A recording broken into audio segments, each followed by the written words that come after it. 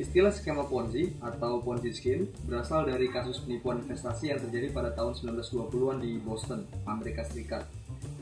Pada saat itu, Charles Ponzi, seorang imigran asal Italia, menemukan bahwa terdapat kelemahan dalam sistem postal kupon yang bisa dieksploitasi untuk mendapatkan keuntungan. Nah, dia mengirimkan uang ke Italia untuk dibelikan reply postal kupon di sana karena harganya murah. Dia kemudian meminta agar kupon tersebut dikirimkan ke Amerika untuk kemudian ditukarkan ke postage USA dan dijual di sana dengan harga yang tinggi. Nah, dengan demikian Ponzi mengklaim bisa mendapatkan keuntungan sampai ratusan persen. Nah, hal ini terus dia lakukan sampai dia merasa bisa untung lebih banyak dengan menawarkan kesempatan investasi ke orang lain.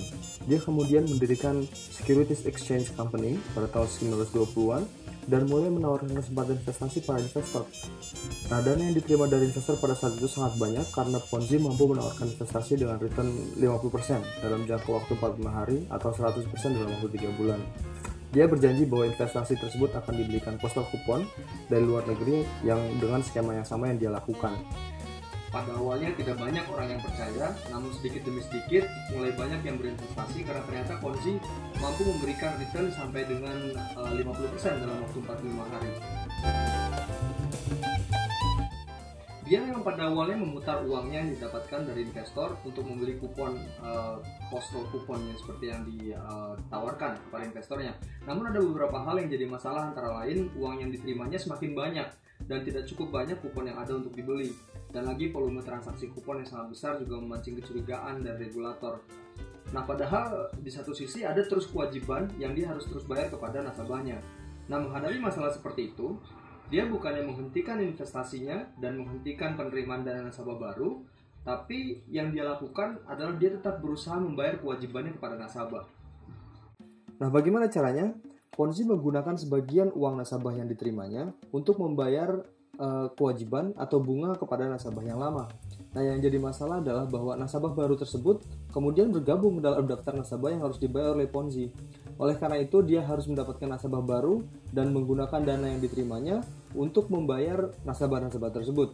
Nah, skema ini dapat terus berjalan selama dia terus menerima nasabah-nasabah baru dan nasabah-nasabah yang lama tidak menarik uangnya.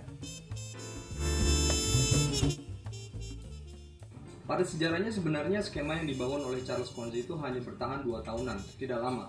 Tapi kita lihat beberapa skema penipuan yang menggunakan skema Ponzi belakangan ini itu semakin disempurnakan. Bernard Madoff di Amerika Serikat bertahan selama lebih dari 20 tahun, kurang lebih. Nah, Ponzi scheme-nya terbongkar tahun 2009 meskipun sudah tercium sejak awal tahun 2000. Nah, ada beberapa syarat agar skema Ponzi itu bisa terjadi dan terus bertahan lebih lama. Khususnya kalau kita belajar dari skema Ponzi yang dilakukan oleh Madoff. Yang pertama, ada kredibilitas yang dibangun oleh Madoff. Dia adalah ex-chairman dari Nasdaq. Semua orang Wall Street mungkin kenal Madoff. Dia punya kredibilitas dan reputasi yang baik. Yang kedua, dia memilih investor yang top class di pemukiman eksklusif di Palm Beach, Florida. Orang-orang ini benar-benar investasi yang jangka panjang dan situasi ekonomi global tidak mudah mempengaruhi kehidupan mereka. Nah, Madoff ini benar-benar memilih.